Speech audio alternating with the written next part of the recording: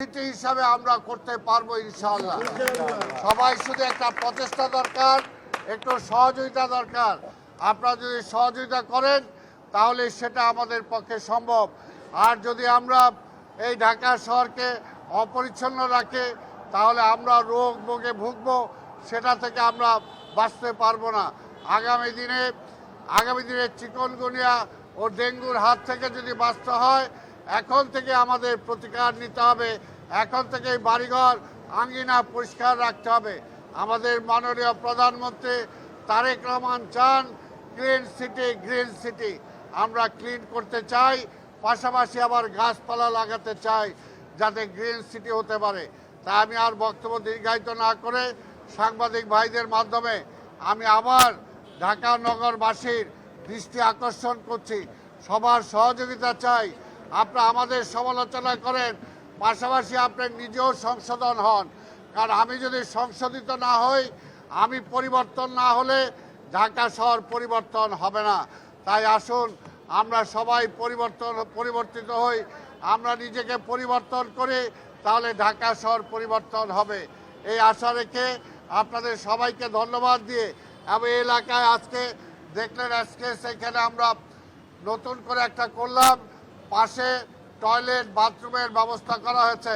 কারণ আমার পরিচ্ছন্ন কর্মচারী যারা আছেন, কর্মকর্তা যারা আছেন, তারা কোথায় যাবে, তাদের জন্য এই টয়লেটের ব্যবস্থা করা হয়েছে। আমরা চাই আস্তে আস্তে সব কিছু আমরা আধুনিক ব্যবস্থা করতে চাই, সবার জন্য সুযোগ সুবিধা ব্যবস্থা করতে চাই। বিভিন্ন জায়গায় হকারদের যে ব্যবস্থা করেছি, তারা যদি সেখানে থাকে তাদের জন্য আমরা সিটি কর্পোরেশনের পক্ষ থেকে টয়লেটের ব্যবস্থা করে দেব, যাতে নগর অপরিচ্ছন্ন না হয়, নগর দুর্গন্ধময় না হয়। কিন্তু নগরবাসীর আমাদের দায়িত্ব সবাই সেটা সাহায্য করা। তাই 50% জনগণ দায়িত্ব পালন করবে, 50% সিটি কর্পোরেশন দায়িত্ব পালন করবে।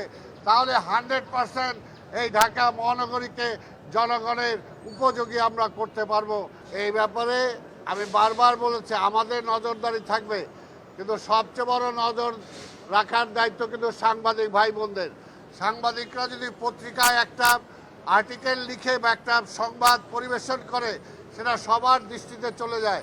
কাজে সাংবাদিকদেরও সহযোগিতা চাই এবং আমরাও পাশাপাশি এটা নজরদারিতে রাখবো, যাতে এত সুন্দর গ্রাফিক করেছি, এত সুন্দর ফুল গাছ লাগানো হয়েছে, এগুলো এই সৌন্দর্যটা যাতে কোনোভাবে নষ্ট না হয়। আজকের এই কর্মসূচির অংশ হিসাবে ঢাকা শহরে 10টা জোনে একই সাথে আজকে পরিষ্কার পরিচ্ছন্ন প্রোগ্রাম চলছে।